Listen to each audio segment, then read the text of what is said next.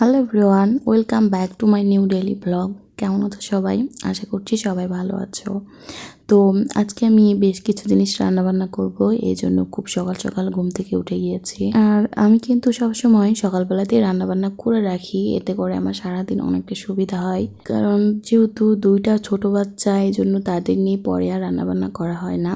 তো আজকে আমি প্রথমেই আলুর ঝোল করব। এটা হচ্ছে দেশি আলুর ঝোল। আমার শ্বশুর আব্বু বলছিল তার নাকি কোনো কিছু খেতে ইচ্ছে করছে না, তো সে আলুর ঝোল খাবে। এই জন্য তার জন্য শুধুমাত্র অল্প কিছু করে আলুর ঝোল রান্না করতে চাইছিলাম। তো পরে আমার শাশুড়ি বলছিল সেও নাকি এটা খাবে, তো এই তো তাদের জন্য প্রথমে আলুর ঝোল করে নিয়েছি। নিয়ে এখন আমরা চিংড়ি মাছ খাবো, মানে আমার খুব এটা খেতে ইচ্ছে করছিল আজকে। তো ভাবলাম আমি তো ওরা দিয়ে ভাত খেতে পারবো না, শুধু আলুর ঝোল দিয়ে কীভাবে ভাত খায় তারাই ভালো জানে, আমি তো খেতে পারি না।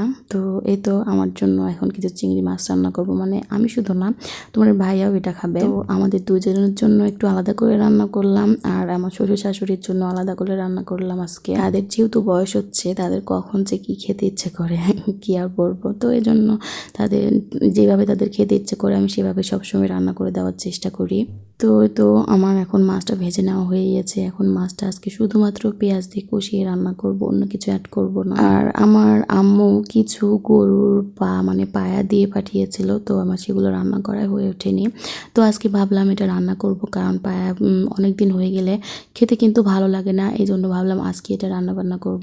মায়েরা হয়তো এমনই হয়, তাই না? আমার মা আমি জানি যে আমি এই জিনিসটা খেতে অনেক বেশি পছন্দ করি, এজন্য আব্বু কিনে নিয়ে এসে অর্ধেক আমার জন্য উঠিয়ে রেখে আমাকে দিয়ে পাঠিয়েছে। এত দূরে থাকি তবুও কি করে যেন আমার আম্মু এটা দিয়ে পাঠিয়েছে। আসলে সব মায়েরা এমনই হয়, মেয়ে যদি কোনো কিছু খেতে পছন্দ করে তাদের হয়তো সেটা একা একা খেতে ভালো লাগে না। আর এটা আমি এখন উপলব্ধি করতে পারি, জানো তো, আমারও একটা মেয়ে আছে, তাকে ছাড়া আমার কোনো কিছু খেতে ইচ্ছে করে না।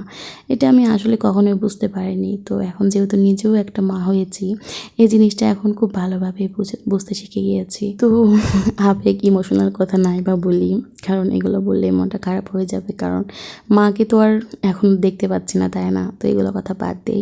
তো আমি তো মাছটা এদিকে উঠিয়ে দিয়ে পায়াটা সুন্দরভাবে মাখিয়ে নিয়ে প্রেশার কুকারে দিয়ে 6 থেকে 7টা শীষ তুলে নেব, কারণ এটা আমি কিন্তু এর আগে কখনোই রান্না করিনি। আম্মু আমাকে রান্না করে দিয়েছে আর আমি বসে থেকে মজা করে খেয়েছি।